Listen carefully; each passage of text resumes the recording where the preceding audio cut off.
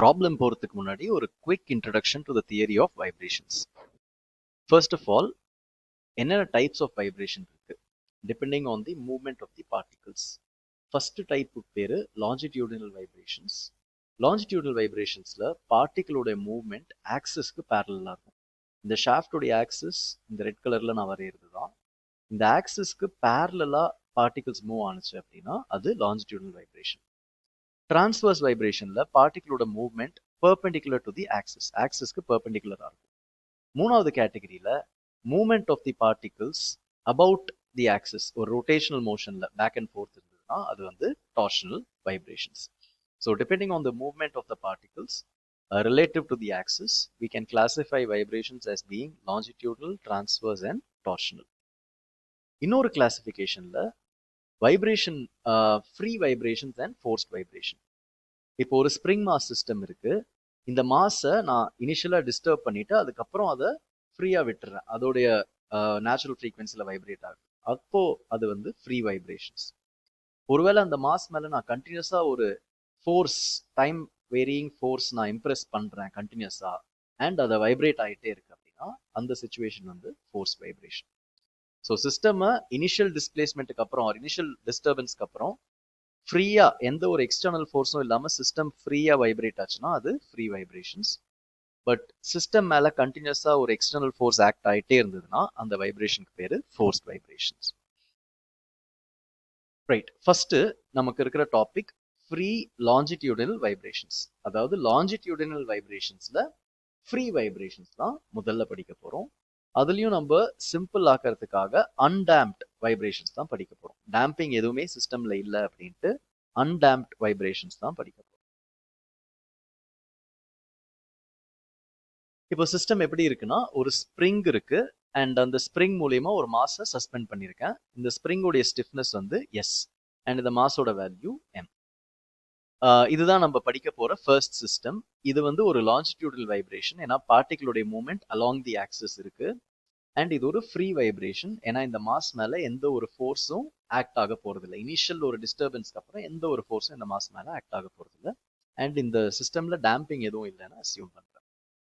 இப்போ governing equation derive பண்றதுக்கு நிறைய மெத்தட்ஸ் இருக்கு. நான் ஃபாலோ பண்றது equilibrium approach or force balance. Suppose இந்த மாஸ் எக்ஸுங்கிற டிஸ்டன்ஸ் கீழே மூவ் ஆச்சு அப்படின்னா இது மேல ஆக்ட் ஆகக்கூடிய inertial force mx double dot mass into acceleration and spring exert பண்ணக்கூடிய force s into x, spring constant into displacement. அப்போ sum of the forces acting on the mass should be equal to 0. So நமக்கு அதை add பண்ணோம்னா governing equation கிடைச்சிடும். இது வந்து inertial force acting on the mass, mass into acceleration and spring force. So sum of the inertial force and spring force must add to 0. இதை கொஞ்சம் rearrange பண்ணனா ரெண்டு சைட்லையும் மாஸ் ஆல டிவைட் பண்றேன், ஏன்னா மாஸ் வந்து non zero. X double dot plus s by m into x equal to 0ன்னு கிடைச்சிரும். அண்ட் இந்த எஸ் பை எம் நான் ஒமேகா என் ஸ்கொயர்னு கூப்பிட்டுக்கிறேன். ஏன் அப்படின்னா இதுதான் equation of simple harmonic motion. இந்த சிம்பிள் ஹார்மோனிக் மோஷன்ல இங்க என்ன வருதோ அதுதான் வந்து நேச்சுரல் ஃப்ரீக்வன்சியோட ஸ்கொயரா இருக்கும். அதனால இந்த குவான்டிட்டி எஸ் பை எம் நான் ஒமேகா என் ஸ்கொயர் அப்படின்ட்டு கூப்பிட்டுக்கிறேன். இப்போ இதோடைய சொல்யூஷன் பார்த்தோம்னா ரொம்ப சிம்பிளா இருக்கும். X equal to A sine omega N T plus B cos omega N T. அதாவது இந்த ஈக்குவேஷனுடைய சொல்யூஷன் இதை சால்வ் பண்ணீங்கன்னா, இந்த டிஃபரன்ஷியல் ஈக்குவேஷன் சால்வ் பண்ணீங்கன்னா இந்த சொல்யூஷன் கிடைக்கும். இதை நம்ம வேற விதமாகவும் எழுதலாம். capital X sin omega nt plus phi or capital X cos omega nt minus phi. இந்த a and bங்கிற கான்ஸ்டன்ட்டை நம்ம அட்ஜஸ்ட் பண்ணி அதுக்கு பதிலா வேற ரெண்டு கான்ஸ்டன்ட் x and phi கொண்டு வரலாம். இந்த மூணு ஈக்குவேஷனுமே ஒன்னுக்கு ஒன்று ஈக்குவலன்ட் தான். எந்த ஃபார்ம்ல வேணாலும் எழுதலாம். இது மூணுமே ஒரே சொல்யூஷனை தான் ரெப்ரசென்ட் பண்ணுது. அங்க இருக்கிற கான்ஸ்டன்ட்டை ஏபின்னு கூப்பிடலாம், இல்ல எக்ஸ் ஃபைன்னு கூப்பிடலாம், இல்ல எக்ஸ் சைன்னு கூப்பிடலாம். பட் மூணுமே வந்து ஒரே ஈக்குவேஷன் தான். ரீஅரேஞ்ச் பண்ணாதான் இந்த மாதிரி வேற வேற ஃபார்மேட்ல எழுத முடியும். அண்ட் ஃபார் எக்ஸாம்பிள் இந்த x sine omega and T plus five இதை நான் பிளாட் பண்ணனா எப்படி இருக்கும் அப்படின்னா, வித் ரெஸ்பெக்ட் டு டைம் ஏதோ ஒரு இனிஷியல் பாயிண்ட்ல ஸ்டார்ட் ஆகும். இதோடைய ஆம்பிளிடியூட் வந்து எக்ஸ். அப்பனா ஜீரோ ஆக்சிஸ்ல இருந்து மேலே இருக்கக்கூடிய இந்த டிஸ்டன்ஸ் வந்து எக்ஸ், மேலேயும் எக்ஸு கீழேயும் எக்ஸு. அண்ட் இந்த சிஸ்டம் எப்படி இருக்கும்னா இந்த மாதிரி இந்த ரெண்டு லைனுக்கு நடுவில் வைப்ரேட் ஆகிட்டே இருக்கும். ஸோ இது time t equal to 0 because it is sin x sin omega n t plus 5. இந்த சிஸ்டம் வந்து கண்டினியூஸாக வைப்ரேட் ஆகிட்டே இருக்கும். இதோடைய ஆம்ப்ளிடியூட் குறையாது. இந்த ரெண்டு லைனுக்கு நடுவில் கண்டினியூஸாக வைப்ரேட் ஆகிட்டே இருக்கும். அதனால தான் இதுக்கு பேர் அன்டேம்ட் சிஸ்டம். இங்கே எந்த மெக்கானிசம்லுமே வைப்ரேஷனுடைய ஆம்ப்ளிடியூடை குறைக்கிறதுக்கு எந்த ஒரு எக்ஸ்டர்னல் ஃபேக்டரும் கிடையாது. ஓகே, இதில் 3 பேராமீட்டர்ஸ் மட்டும் ரொம்ப முக்கியம். ஃபர்ஸ்ட் நான் ஆல்ரெடி சொன்ன மாதிரி நேச்சுரல் ஃப்ரீக்வன்சி. நம்ம இந்த ஈக்குவேஷனில் S/m ஒமேகா என் ஸ்கொயர்னு கூப்பிட்டுருப்போம். அப்போ ஒமேகா என் வந்து ஸ்கொயர் ரூட் ஆஃப் S/m. இதுக்கு பேர் தான் natural circular frequency of vibration. And natural ஃப்ரீக்வன்சிக்கு ரிலேட்டட் பேராமீட்டர் என்னன்னா period of vibration, which is the time taken to complete one complete cycle. ஒரு ஃபுல் சைக்கிள் வைப்ரேஷன் கம்ப்ளீட் பண்ணுறதுக்கு எவ்வளோ time ஆகுமோ அந்த டைம் தான் வந்து time period of vibration. Mathematically t is 2π by omega. So அதை rearrange பண்ணோம்னா 2π ரூட் ஆஃப் m/s ஆகும். அதே மாதிரி பீரியட் ஆஃப் வைப்ரேஷன் தெரிஞ்சதுன்னா natural linear frequency of the system is the reciprocal of time period 1/2π root of s/m. இந்த 3 ஈக்குவேஷன்ஸும் ரொம்ப ரொம்ப fundamental. நீங்கள் சிம்பிள் ஹார்மோனிக் மோஷன் ஃபிசிக்ஸில் படிச்சிருந்தீங்கன்னா இது ஆல்ரெடி உங்களுக்கு தெரிஞ்சிருக்கும். ஒரு சிம்பிள் ஹார்மோனிக் மோஷனில் சர்க்குலர் ஃப்ரீக்வன்சினா என்ன, நேச்சுரல் லீனியர் ஃப்ரீக்வன்சினா என்ன, period of vibration time period of வைப்ரேஷன்னா என்ன, இது மூணுமே ஆல்ரெடி உங்களுக்கு தெரியும் ஃபிசிக்ஸ்ல இருந்து.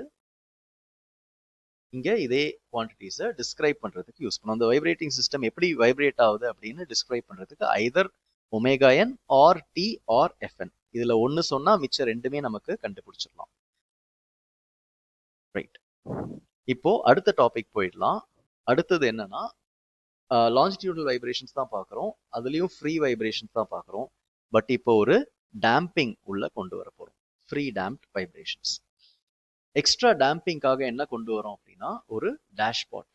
இந்த டேஷ்பாட் எப்படி இருக்கும் அப்படின்னா, ஃபார் எக்ஸாம்பிள் டோர் வந்து க்ளோஸ் பண்ணுற மெக்கானிசம்ல நீங்கள் பார்த்துருப்பீங்க. டோர் வந்து ஆசிலேட் ஆகக்கூடாது, முன்ன பின்ன எஃபெக்டிவாக வந்து க்ளோஸ் ஆகணும் அப்படின்னா இந்த ஒரு சில டோர்ஸ்க்கு பின்னாடி வந்து இந்த மெக்கானிசம் கொடுத்துருப்பாங்க டேம்பிங்க்கு. அதே மாதிரி பைக்ல பார்த்தீங்கன்னா சஸ்பென்ஷன்ல ஒரு டேம்பிங் மெக்கானிசம் இருக்கும். இதை தான் நம்ம டேஷ்பாட் அப்படின்னு சொல்றோம். ஜஸ்ட் ஒரு பிஸ்டன் அண்ட் சிலிண்டர். இந்த பிஸ்டன் அண்ட் சிலிண்டர்ல ஒரு ஃப்ளூயிட் இருக்கும். அது என்ன பண்ணும்னா டேம்பிங் எஃபெக்டை கொண்டு வரும். ஸோ நம்ம சிஸ்டம் இப்போ மாடிஃபை ஆயிடுச்சு. ஸ்ப்ரிங்கோடைய ஸ்டிஃப்னஸ் எஸ், இந்த டேம்பிங் கோஎஃபிஷியன்ட் வந்து C, and as usual mass வந்து எம். ஸோ எஸ்ங்கிறது ஸ்டிஃப்னஸ் ஆஃப் த ஸ்ப்ரிங், சிங்கிறது damping coefficient, and omega N natural frequency of undamped vibrations, எக்ஸுங்கிறது டிஸ்பிளேஸ்மெண்ட், எக்ஸ் டாட் ஆர் விங்கிறது velocity, X double dot or எஃப்ங்கிறது acceleration. So இதே சிம்பிள்ஸ் தான். இப்போ கவர்னிங் ஈக்குவேஷன் வந்து டிரைவ் பண்ணலாம். என்னென்ன ஃபோர்ஸ் ஆக்ட் ஆகுது இந்த மாஸ் மேல அப்படின்னு பார்த்தோம்னா, நம்ம ஆல்ரெடி பார்த்த மாதிரி இனர்ஷியல் ஃபோர்ஸ், அடுத்தது ஸ்ப்ரிங் ஃபோர்ஸ், மூணாவதா இங்க வரக்கூடியது டேம்பிங் ஃபோர்ஸ். இந்த 3 ஃபோர்ஸையும் ஆட் பண்ணோம்னா நமக்கு 0 வரணும். இதுதான் ஈக்குலிபிரியம் ஈக்குவேஷன். இதுதான் கவர்னிங் ஈக்குவேஷன். நமக்கு இதை கம்பேர் பண்ணீங்கன்னா போன ஈக்குவேஷனுக்கு இந்த நடுவில் இருக்கிற ஒரு டேர்ம் மட்டும் ஆட் ஆகுது. இந்த ஈக்குவேஷனை அகெயின் நான் மாஸால டிவைட் பண்றேன். Divide by mass on both sides. இந்த ஈக்குவேஷன் வரும். இப்போ நான் என்ன கூப்பிட போறேன்னா இந்த C/m 2 zeta omega n அப்படின்னு கூப்பிட போறேன். S/m ஆல்ரெடி நம்ம சிம்பிள் ஹார்மோனிக் மோஷன்ல கூப்பிட்ட மாதிரி ஒமேகா n ஸ்கொயர் அப்படின்னு கூப்பிட போறேன். ஸோ நான் என்ன ஈக்குவேட் பண்ணியிருக்கேன்னா let C/m equal to 2 zeta omega n and S/m equal to omega n square. அப்போ எனக்கு ஈக்குவேஷன் வந்து இந்த ஃபார்மேட்டுக்கு வந்துருச்சு. என்னுடைய கவர்னிங் ஈக்குவேஷன் இந்த ஃபார்மேட்ல எழுதுறது எனக்கு அட்வான்டேஜா இருக்கும். இதுல இந்த ஜீட்டா அப்படிங்கிறதுக்கு ஒரு நேம் இருக்கு. அதுக்கு பேர் தான் damping factor or damping ratio. சிங்கிறது டேம்பிங் கான்ஸ்டன்ட், அதுக்கு டேம்பிங் கோஎஃபிஷியன்ட், அது இங்க கன்ஃபியூஸ் பண்ணிக்காதீங்க. சிங்கிறது கோஎஃபிஷியன்ட் ஆஃப் டேம்பிங், பட் ஜீட்டாங்கிறது டேம்பிங் ஃபேக்டர். சி வந்து டைமென்ஷனல், அதோட unit metre per second. Zeta non-dimensional, it has no unit. So damping coefficient-க்கும் damping factor-க்கும் difference இருக்கு. Damping coefficient வந்து dimensional, damping factor non-dimensional. இந்த damping factor-க்கு formula இதை rearrange பண்ணி இந்த எக்ஸ்பிரஷனை rearrange பண்ணீங்க அப்படின்னா C by 2 root SM. So இது ஒரு முக்கியமான formula. damping factor equal to C by 2 root SM. Okay, இந்த சிஸ்டம் 3 விதமா பிஹேவ் பண்ணலாம். ஜீட்டா ஈக்குவல் டு 1 இருந்தா damping critical, zeta greater than 1 இருந்தா சிஸ்டம் வந்து over damped, and zeta less than 1 இருந்தா சிஸ்டம் வந்து அண்டர் டேம்ப்ட். ஏன் இது ரொம்ப முக்கியம் அப்படின்னா, அந்த சிஸ்டமுடைய சொல்யூஷன்ஸ் வந்து ரொம்ப டிஃப்ரெண்டா பிஹேவ் பண்ணும் இந்த ஜீட்டா வேல்யூஸை பொறுத்து. ஜீட்டா 1 இருக்கும்போது சிஸ்டம் ஒரு மாதிரியும், ஜீட்டா கிரேட்டர் தேன் 1 இருக்கும்போது சிஸ்டம் வேற மாதிரியும், ஜீட்டா லெஸ் தேன் 1 இருக்கும்போது சிஸ்டம் வேற மாதிரியும் பிஹேவ் பண்ணும். எப்படி பிஹேவ் பண்ணும் அப்படிங்கிறதுக்கு ஃபர்ஸ்ட் இந்த கவர்னிங் ஈக்குவேஷனை சால்வ் பண்ணணும். இந்த கவர்னிங் ஈக்குவேஷனுடைய எக்ஸாக்ட் சொல்யூஷன் நான் இங்கே கொடுத்துருக்கேன். நீங்க மேத்ஸ்ல படிச்சிருப்பீங்க டிஃபரன்ஷியல் ஈக்குவேஷன்ஸ். அதை யூஸ் பண்ணி சால்வ் பண்ணீங்கன்னா ஜீட்டா கிரேட்டர் தேன் 1 இருக்கும்போது அந்த ஆக்சிலரி ஈக்குவேஷனுடைய ரூட்ஸ் எல்லாமே நமக்கு வந்து ரியல் அண்ட் டிஸ்டிங்டா கிடைக்கும். அண்ட் சொல்யூஷன் வந்து இந்த ஃபார்மேட்டுக்கு ae power minus zeta plus root of zeta square minus 1 into omega n t plus b, இந்த மாதிரி. அதே மாதிரி சிஸ்டம் வந்து அண்டர் டேம்ப்டா இருக்கு, ஜீட்டா லெஸ் தேன் 1 இருந்தா சொல்யூஷனை இந்த ஃபார்மேட்ல நம்மளால எழுத முடியும். இது பாத்தீங்கன்னா ஒரு amplitude which is decreasing in time, exponential decrease in time இருக்கு ஆம்ப்ளிடியூடுக்கு, அண்ட் ஒரு வைப்ரேட்டிங் பார்ட், ஒரு ஆசிலேட்டிங் பார்ட் இருக்கு. மூணாவது பார்த்தோம்னா ஜீட்டா ஈக்குவல் டு 1 கிரிட்டிக்கலி டேம்ப்ட். இந்த கேஸ்க்கு எக்ஸாக்டா சொல்யூஷன் வந்து ஒரு அல்ஜிப்ரைக் பார்ட் இருக்கு, இன்னொன்று வந்து எக்ஸ்பொனென்ஷியலி டிக்ரீசிங் பார்ட் இருக்கு. இங்க ஆசிலேட்டரி பார்ட்டே இல்லை. இந்த மூணு சொல்யூஷனையும் பிளாட் பண்ணோம்னா இந்த மாதிரி இருக்கும். ஃபர்ஸ்ட் நான் வந்து யூசிங் டிஃப்ரெண்ட் கலர்ஸ் காட்டுறேன். கிரிட்டிக்கலி டேம்ப்ட் கேஸ் பார்ப்போம். ஜீட்டா ஈக்குவல் டு 1 இருக்கும்போது சிஸ்டம் எப்படி பிஹேவ் ஆகும்னா, ரொம்ப வேகமா ஆசிலேட்டே ஆகாம லீஸ்ட் அமௌண்ட் ஆஃப் டைம்ல சிஸ்டம் வந்து செட்டில் ஆயிடும். ஸோ இந்த டைமுக்கு மேல வைப்ரேஷன் ஆர் எந்த மோஷனுமே இருக்காது. சப்போஸ் ஜீட்டா வந்து கிரேட்டர் தேன் 1 இருக்கு அப்படின்னா சிஸ்டம் வந்து அகெயின் வைப்ரேட் ஆகாது. ஆனால் சிஸ்டம் செட்டில் ஆகிறதுக்கு கிரிட்டிக்கலி டேம்ப்டை விட கொஞ்சம் அதிகமான டைம் தேவைப்படும். ஸோ நிறைய டைம் எடுத்து சிஸ்டம் வந்து செட்டில் ஆகும். இதுவே நம்ம அண்டர் டேம்ப்ட் கம்பேர் பண்ணோம்னா, zeta less than 1 under damped system இருந்ததுன்னா சிஸ்டம் என்ன ஆகும் அப்படின்னா வைப்ரேட் ஆகும். அந்த amplitude of vibration exponentially decrease ஆகும் அண்ட் கொஞ்ச நேரம் பொறுத்து செட்டில் ஆகும். இந்த மாதிரி போய் போய் கொஞ்சம் கொஞ்சமா டிக்ரீஸ் ஆகிடும். இந்த பிஹேவியரை நம்ம பார்க்கலாம். இதனால தான் டேம்பிங் ரேஷியோ ரொம்ப ரொம்ப முக்கியம். டேம்பிங் ரேஷியோ தான் அந்த சிஸ்டம் எப்படி பிஹேவ் பண்ணுதுன்னு சொல்லும். டேம்பிங் ரேஷியோ ஈக்குவல் டு 1 இருந்தா சிஸ்டம் வந்து ஆசிலேட் ஆகாது, மேலே கீழே ஆசிலேட் ஆகாது, குவிக்கா செட்டில் ஆயிடும். கிரேட்டர் தேன் 1 இருந்ததுன்னா அகெயின் ஆசிலேட் ஆகாது, பட் டைம் ஆகும் செட்டில் ஆகிறதுக்கு, அதோட ஈக்குலிபிரியம் வர்றதுக்கு டைம் ஆகும். And zeta less than 1 under டேம்ப்டா இருந்தா சிஸ்டம் என்ன ஆகும்னா அதோடைய ஆம்ப்ளிடியூட் குறைஞ்சிட்டே வரும், பட் ஆசிலேட்டரி பிஹேவியர் இந்த மாதிரி வந்து செட்டில் ஆகும். Finally it is observed that the ratio of two successive oscillations is a constant in an underdamped system. ஒரு ரெண்டு சக்சசிவ் ஆசிலேஷன்ஸ்குள்ள ratio, amplitude ratio constant. For example இது xn அப்படின்னு இருந்தா இது வந்து xn+1. இந்த ரேஷியோ xn by xn+1 இது கான்ஸ்டன்ட். ரெண்டு அடுத்தடுத்த சக்சசிவ் ரெண்டு வைப்ரேஷனுக்கு இந்த ரேஷியோ எப்பவுமே கான்ஸ்டன்டா இருக்கும். இந்த ரேஷியோக்கு நான் லாகரிதம் எடுத்தேன்னா இதுக்கு தான் லாகரிதமிக் டிக்ரிமெண்ட் அப்படின்னு பேரு.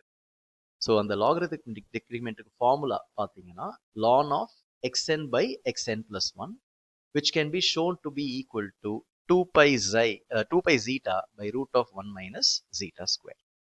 We'll stop here and look at the problem.